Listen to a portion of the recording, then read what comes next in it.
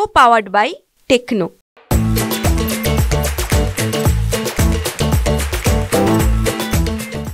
युवासेना आणि शिवसेना सचिव वरुणजी सरदेसाई आपल्यासोबत आहेत. आपण बातचीत करणार आहोत. आज अत्यंत महत्त्वाचा दिवस आहे युवासेनेसाठी. प्रामुख्याने सिनेटच्या मतदानाला सुरुवात झालेली आहे. कशा पद्धतीने तयारी आहे, काय सांगाल त्याबद्दल? सिनेटच्या निवडणुकीची आज मतमोजणी आहे आणि भरपूर अडथळे पार करून आज ही मतमोजणी होती आहे. खरं तर 2 वर्ष निवडणुका घ्यायला त्यांची तयारी नव्हती आणि नंतर निवडणूक लागल्यानंतर सुद्धा त्याला स्थगिती देण्यात आली. स्थगिती दिल्यानंतर आम्ही माननीय उच्च न्यायालयाच्या आदेशामुळे ती निवडणूक झाली. त्याच्यानंतरसुद्धा सरकार सर्वोच्च न्यायालयामध्ये गेलं. सर्वोच्च न्यायालयामध्ये त्यांना चपराक बसली. त्यानंतर परत एकदा काल ते उच्च न्यायालयामध्ये जाऊन त्यांनी अशी याचिका केली होती की निकालच लागू नये. पण आमची बाजू सत्याची असल्याकारणानं न्याय आम्हाला मिळालेला आहे.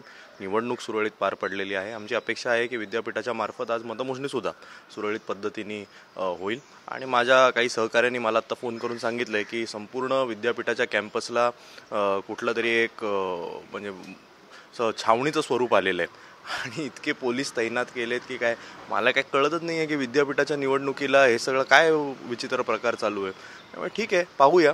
पण आम्हाला अपेक्षा आहे की आम्ही केलेल्या कामाच्या जोरावर आणि आदित्य ठाकरे साहेबांचा असलेला एक आश्वासक चेहरा, या 2 गोष्टींच्या जोरावर आम्हाला अतिशय चांगलं यश मिळेल. अनेक अडथळे पार करून जे ही निवडणूक होते. सुरुवातीला निवडणुकीच्या तारीखा जाहीर झाल्या होत्या, निवडणूक झाली नाही. त्याच्यानंतर उच्च न्यायालयामध्ये गेले.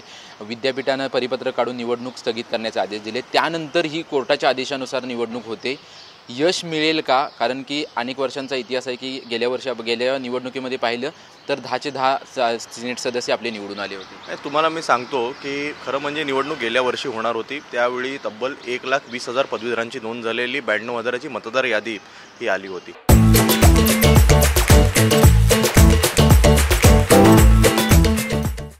तेव्हा या लोकांनी निवडणूक स्थगित केली आणि केवळ निवडणूक स्थगित नाही केली तर संपूर्ण मतदार यादी खारिज केली आणि शून्यापासून परत एकदा सगळ्या मतदारांना नोंदणी करायला लावली.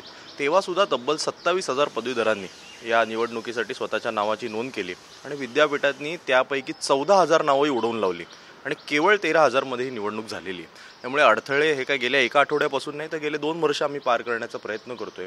ही निवडणूक कशी होणार नाही हे एकमेव उद्दिष्ट या राज्य सरकारने आणि या विद्यापीठाने ठेवलं होतं. आणि तरी म्हणून मी परत एकदा न्यायालयाचे माननीय उच्च न्यायालय असेल, माननीय सर्वोच्च न्यायालय असेल, त्यांचे आभार मानू इच्छितो की त्यांनी न्याय दिल्यामुळे ही निवडणूक होती. आणि मी म्हणालो तसं आम्हाला आमच्या कामावर भरोसा आहे. आम्हाला आमच्या सिनेट जे आमचे उमेदवार आहेत त्यांच्यावर भरोसा आहे. आदित्य ठाकरे साहेबांच्या नेतृत्वावर तर भरोसा आहेच आणि त्यामुळे आम्हाला खात्री आहे की अतिशय चांगलं यश मिळेल. यश किती प्रमाणात मिळेल? 2010चा इतिहास बघितला की 10 पैकी 8, 18चा इतिहास बघितला तर 10 पैकी 10. 2024 अत्यंत महत्त्वाचं आहे कारण की विधानसभेच्या निवडणूक आहेत. कसं पाहता याकडे? नाही, कसं आहे की आजच मतमोजणी आहे. संध्याकाळपर्यंत सगळं चित्र स्पष्ट होईल. त्यामुळे उगाच ओव्हर कॉन्फिडन्समध्ये जाऊन काहीतरी आपल्याला सांगण्यापेक्षा आपण संध्याकाळपर्यंत वाट पाहू. मी म्हणालो तसं आता 1 तासाभरामध्ये मतमोजणी सुरू होईल. 12 तासात आपल्याला कळून जाईल जे काही चित्र आहे. त्यामुळे आत्ताच काही आपल्या कॅमेरासमोर सांगण्याच्या ऐवजी आपण संध्याकाळी परत भेटूया. पण युवासेना गड राखणार की नाही या संदर्भात चर्चा आहे. कारण की आदित्यजींच्या नेतृत्वाखाली 2018ला निवडणूक झाली होती. अनेक अडथळे पार करून 2024ची निवडणूक होते आणि अनेक पक्ष खरं तर उतरणं या निवडणुकीमध्ये अपेक्षित होतं. काही पक्षांनी माघार घेतली. आभाविप विरुद्ध युवासेनाच निवडणूक होते. नाही, खरंच त्यामुळे अभाविप समोर लढते. त्यामुळे अभाविपचं अभिनंदन मी याकरता करतो की कमीत कमी ते निवडणुकीला तरी सामोरे जात आहेत. मी असं ऐकू नये की शिंदे गटाची पण म्हणे युवासेना आहे. केवळ ते मीडियावर आणि टी व्हीवरच दिसतात.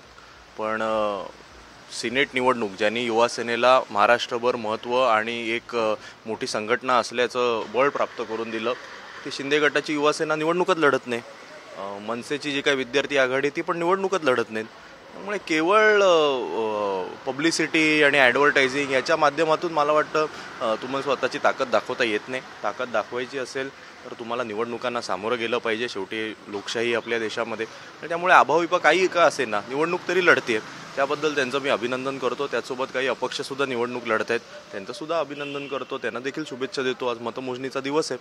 पाहूया मतदार कोणाच्या बाजूने कौल देतात. धन्यवाद आमच्याशी बातचीत केल्याबद्दल. आपण पाहतोय की अभाविप निवडणूक कमीत कमी लढते, त्यांचं आम्ही अभिनंदन करतो आणि मतदार नक्की कोणाच्या बाजूने कौल देतात हे पाहूया, अशी प्रतिक्रिया जी आहे ती वरुणजी सरदेसाई यांनी दिलेली आहे. कॅमेरामन अमित चिगवनसह Nivrutti Babar, TV9 Marathi, Mumbai. Co-powered by Techno.